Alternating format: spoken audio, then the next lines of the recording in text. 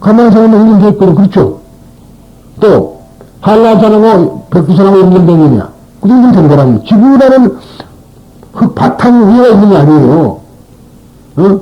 그런데 우리는 바다가 이렇게 있어가지고 물이 찼으니까 떨어져 있는 것 같지만 만약 이 물이 없어져 버린다면 어때요?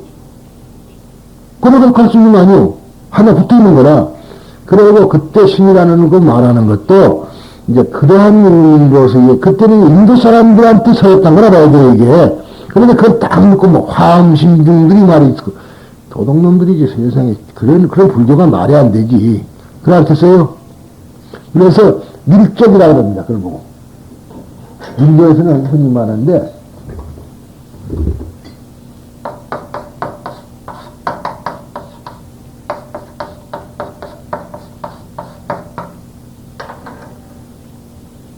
흔적. 적이기 때문에 본에서는, 그러니까 엄격히 말하면 이거는 적이기 때문에 본이 아니거든. 어? 그래서 한 소리입니다. 그래서, 그래 이제, 색구경 전적 아가니타의 얘기까지 온갖 것을 하나도 빠지지 않고 볼 수 있게 되고, 그 속에 사는 중생들의 업의 인연과 그 과보를 모두 볼 수 있다고 한다. 더구나 그것은 천안이라고 하는 평범한 사람이 미치지 못하는 초능력을 가진 눈이 아니라 태어날 때 그대로 눈으로 볼 수 있다고 한다. 그럽니다. 이것도 천안이라는 것도 그래요. 원래 천안을 얻었다 그러면 대단한 건 줄 아는데 그 과학적인 거 본다 소리입니다. 과학적으로. 우리가 오감 있죠. 오감. 유관인의 천안. 그 다음에 그 다음에 뭐예요? 그 다음에 해안 아니에요. 그 다음에 보관. 그 다음에 불안이거든. 무슨 은행에 가면 지금 지점장도 있고, 은행에 두치도 있는데 말이지. 행정도 있는데, 대리 되니까 대단한 건지 알지만, 그게 대리밖에 안 되는 거나, 천안이면. 그러잖아요. 옛날, 지금 과장했을 때는 옛날에 은행에 가면 행원, 대리, 차장, 지점장. 그러니까, 그렇고 올라가 두치 그랬거든. 그거 마찬가지라. 이거 뭐 천안이라고 하면 대단한 건지 알고 천안 통했다는데 그거 아닙니다. 그거는 뭐, 지금 같은 과학적인 문화술이에요. 분석적으로 보는 거. 그 다음에 과학적으로 보고, 그 다음에 이제 회화이죠. 평등하게 보는 눈. 법안. 그러니까, 그래서, 이제 육안을 가지고 한다. 그랬는데, 결국은 법화경을 알게 되면은, 저는 그리 봅니다. 이 세상의 모든 것이 다 뭐예요? 부처의 화연이다. 이 말이 법신의 화연이다. 그렇게 볼 수 있잖아요. 그렇게까지 볼 수 있는 공덕이야. 이런 말에서 못하겠습니다. 그래서 아마 이런 소리가 나왔지 않느냐. 저는 이렇게도 해석을 합니다.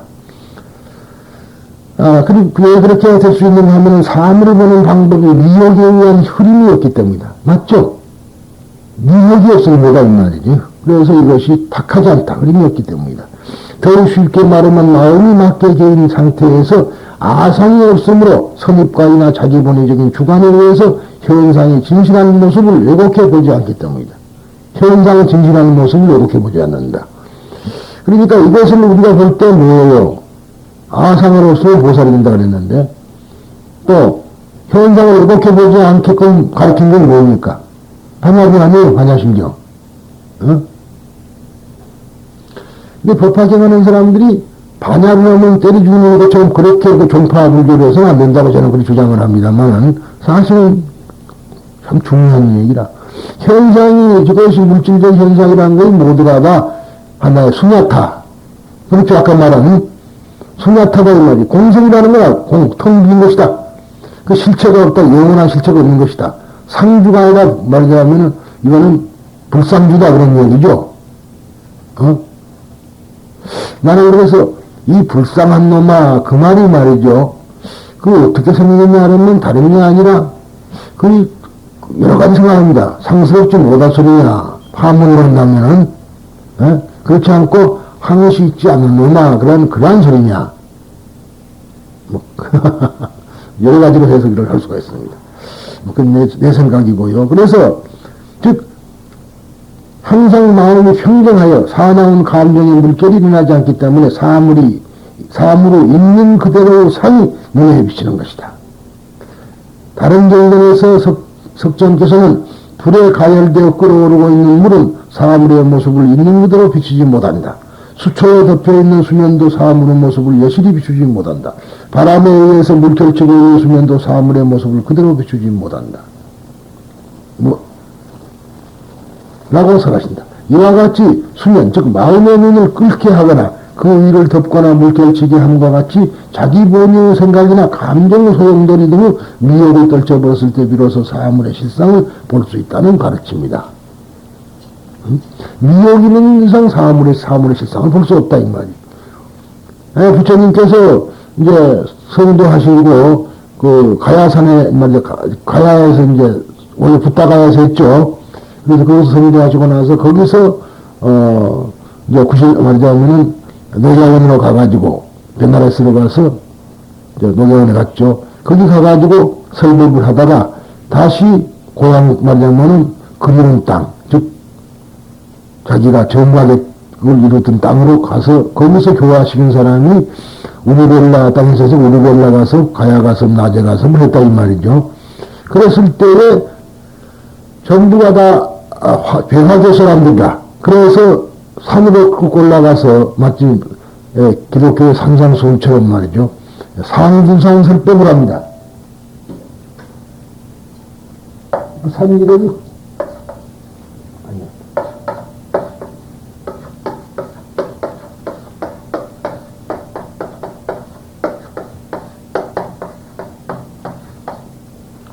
코끼리 머리산이라고요.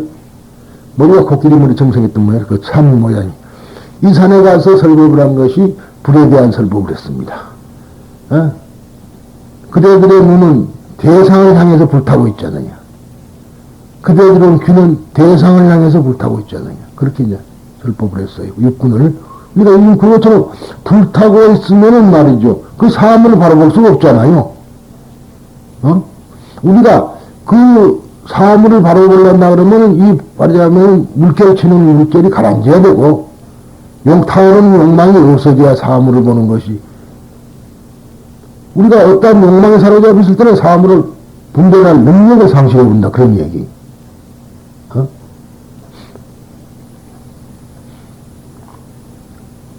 그래서 그런 사람 그럴 때는 안 되고, 즉 미혹을 떨쳐버렸을 때 비로소 사물의 실상을 볼 수 있다는 가르침입니다.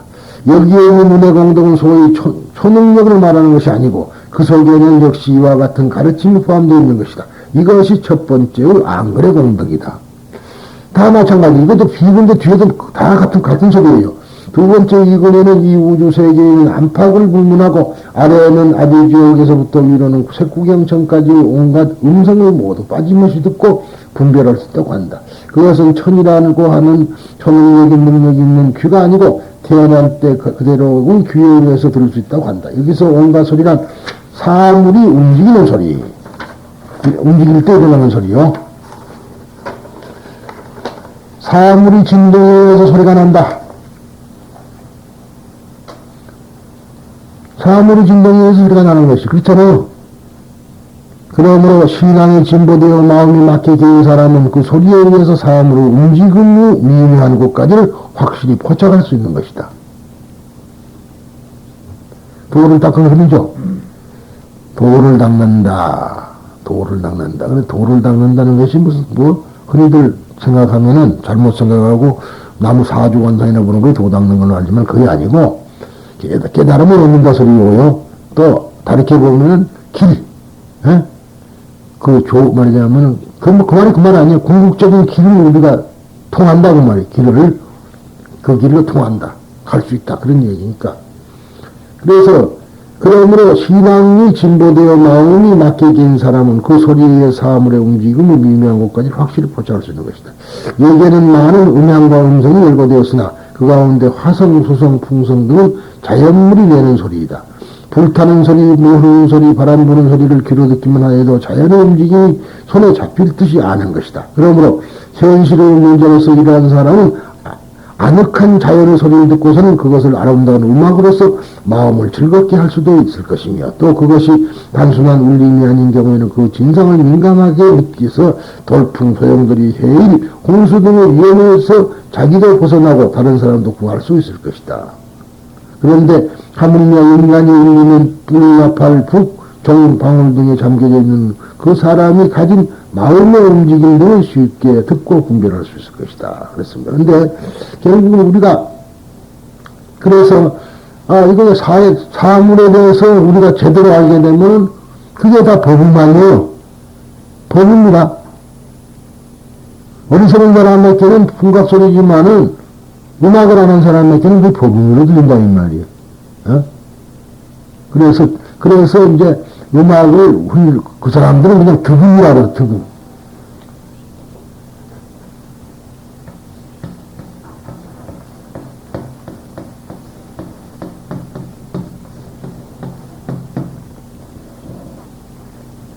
득음이라는 거예요. 소리를 얻었다. 그런데 소리의 실체를 얻은 거죠. 이제 우리가 이제 뭡니까? 내가 항시 좋아하는 구절이 있는데 소동파가 쓴 음품 시입니다. 비류낙하 삼천척 하는 거요. 저는 그 폭포수가 탁 떨어진 걸 보고 이제 그 음품시가 있어요. 근데 그게 뭐냐면 그러고 나서 저 산 봉우리가 서가모니 부처님의 얼굴이요 졸졸 흐르는 시내 물소리가 서가모니 부처님의 설법 소리죠. 그랬다는 말이지. 근데 그렇게 알아들을 수 있다. 그런 소리거든요, 이게. 한 소식을 하면 다 그런 거거든요. 그런데 우리는 그걸 못하고 듣는 것을 그대로 착각, 아까 말한 대로 아직까지 번뇌가 있고, 그러니까 나한테 싫은 소리 하면 싫고, 좋은 소리 하면 달콤해서 좋고. 그런 것을 바로 아직까지 깨치지를 못했다 소리죠. 그래서 이것을 하는 소리입니다.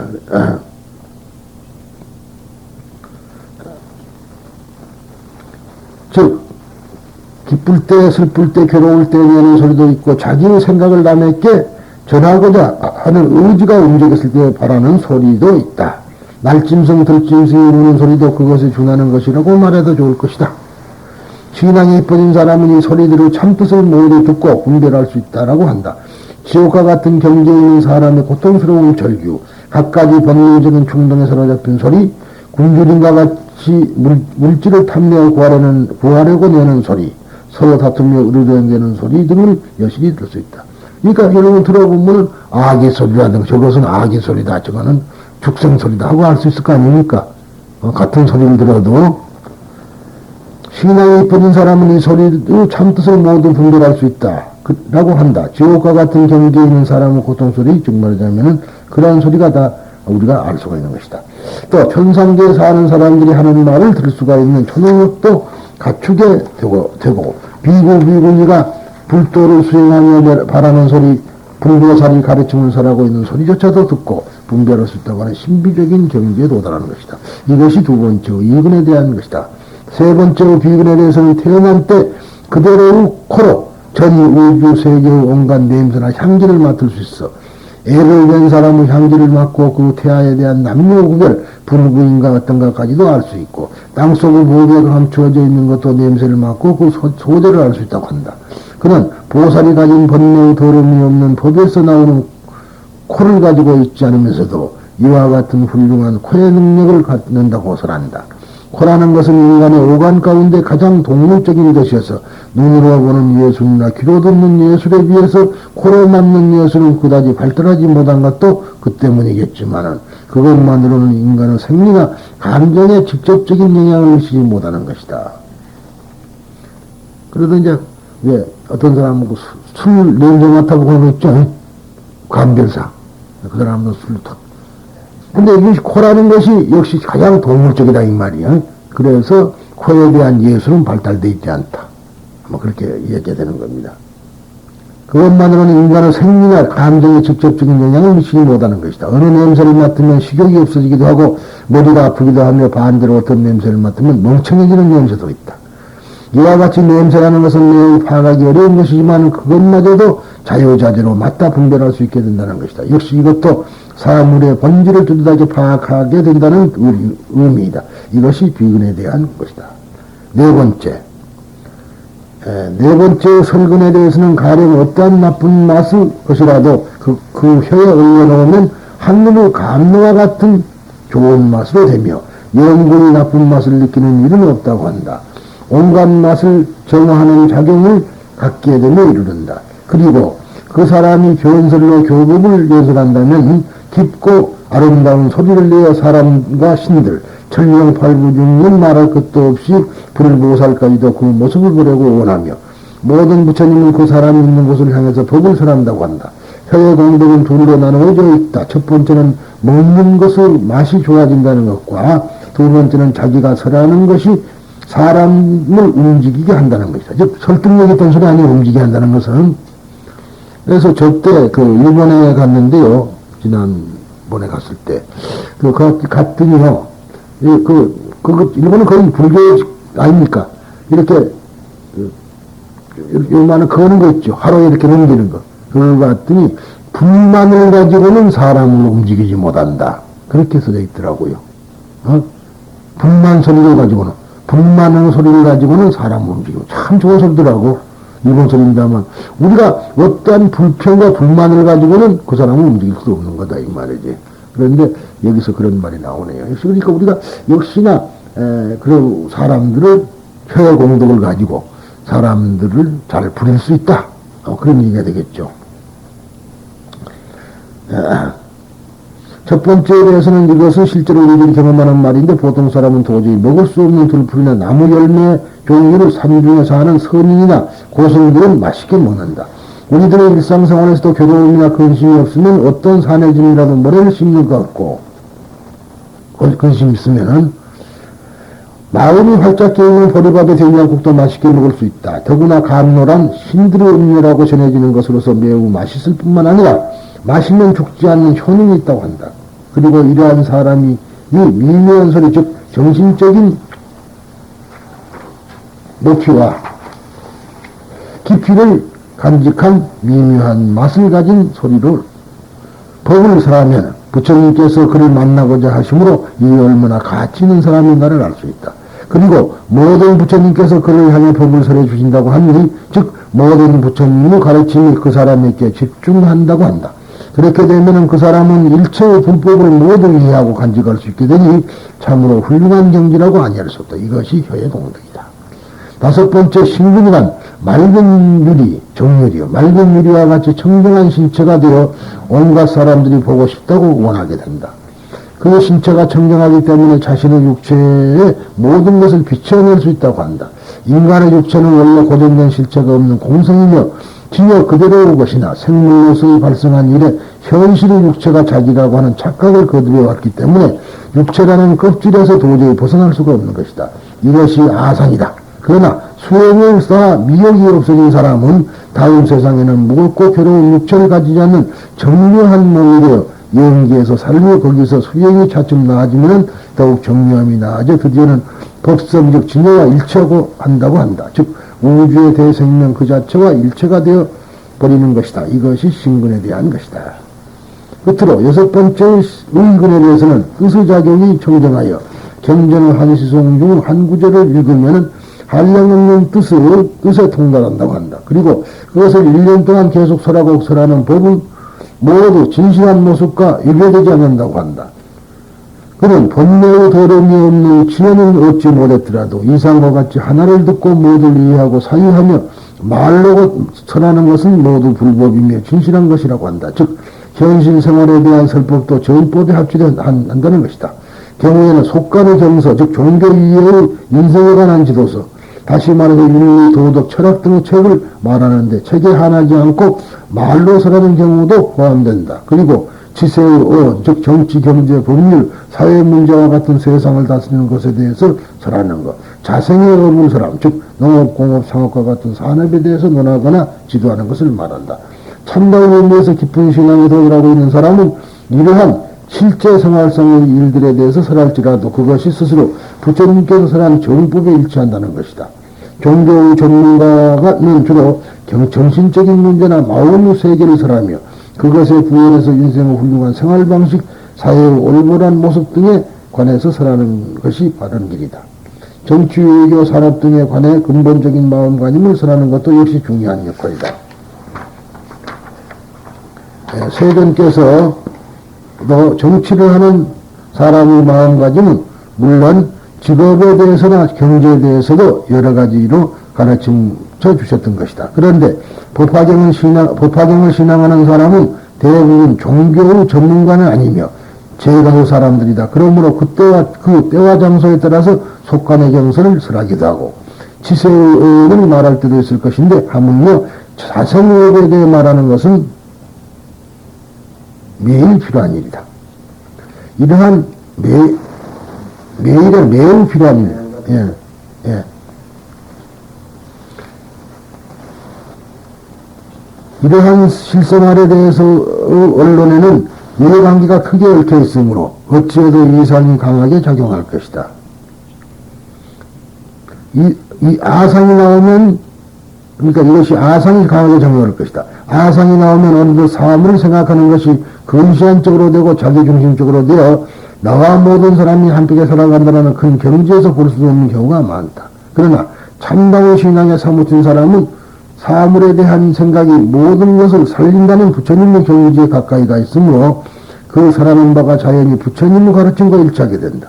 결국 이 사람은 가르침을 널리 통달하고 있기 때문에 여러 각도에서 여러 가지 방법으로 오랜 시간에 걸쳐 법을 설할 수 있다. 그런데 그것이 모두 불교의 본질에 들어맞고 진리에 개합한다고 하고 있다는 것이다.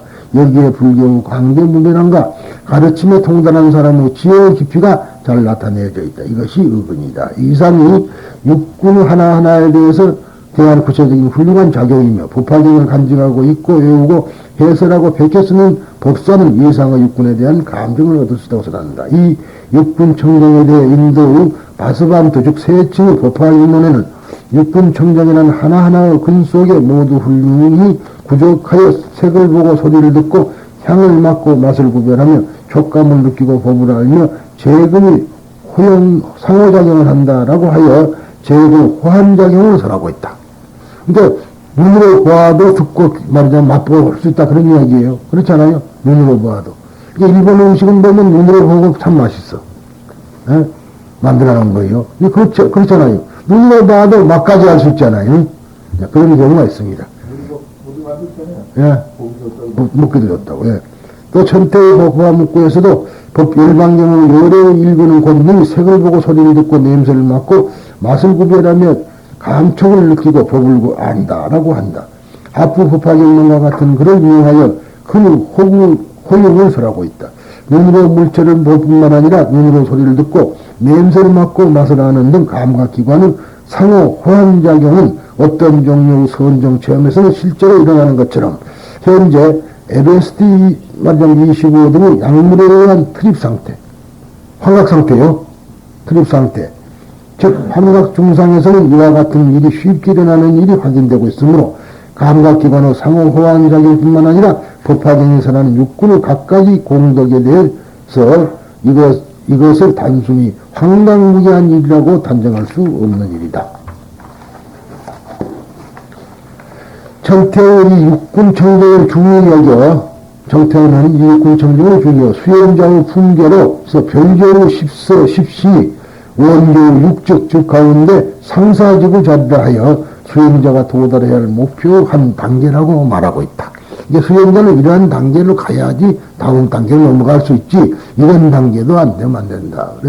그랬으니까 하여튼 우리들은 이 수지 독성 해설서사를